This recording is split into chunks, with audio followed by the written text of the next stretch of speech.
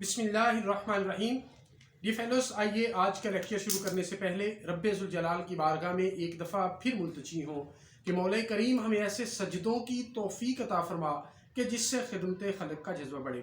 D fellows, आज जो हम टॉपिक टेकअप करने जा रहे हैं वो ये है कि सुप्रीम कोर्ट की जो जजमेंट्स हैं या ऑनरेबल हाई कोर्ट्स की जो जजमेंट है उनका जो इफ़ेक्ट है वो रेट्रोस्पेक्टिव इन नेचर होगा या प्रोस्पेक्टिव इन नेचर होगा।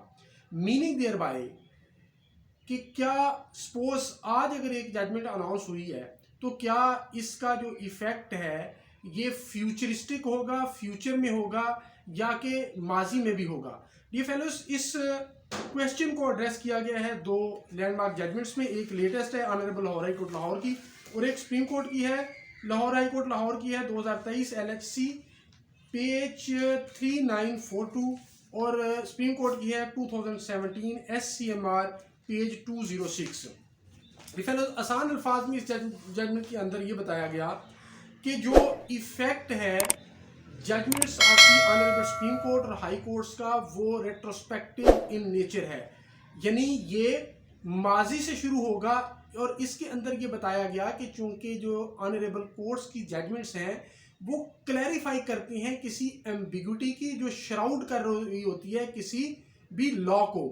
जैसा कि अगर कोई लॉ मिस इंटरप्रेट हो रहा है तो ऑनरेबल कोर्ट्स के सामने आया तो कोर्ट ने उसकी ट्रू इंटरप्रिटेशन दे दी। लॉ ऑलरेडी एग्जिस्ट कर रहा होता है, सिर्फ उसकी इंटरप्रिटेशन का इशू होता है और वो राइट और ट्रू इंटरप्रिटेशन अदालतें कर देती हैं। इसलिए since the movement that law was enacted और वो पास हुआ था और ऑफिशियल गजट में वो पब्लिश हो गया था, फ्रॉम दैट मूवमेंट ऑनवर्ड इस जजमेंट की इम्प्लीमेंटेशन होगी इस इंटरप्रिटेशन के हवाले से। डी फेलोस, यही बात इन जजमेंट्स के अंदर कही गई। इनके एग्जैक्ट वर्ड मैं आपके सामने रखता हूँ। The judgments of the supreme court have a retrospective effect because they declare the correct interpretation of an already existing provision of law.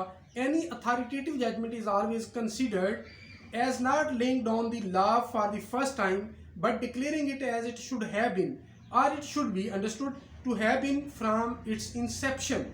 It is settled law that when the Supreme Court interprets or declares the law, that interpretation only clarifies the meaning of the words already used by the legislature or the competent authority drafting the provisions. It stands to reason, therefore, that the same interpretation must be applicable not from the time when the judgment pronouncing such interpretation was rendered, but from the time when the law or provision in question was enacted.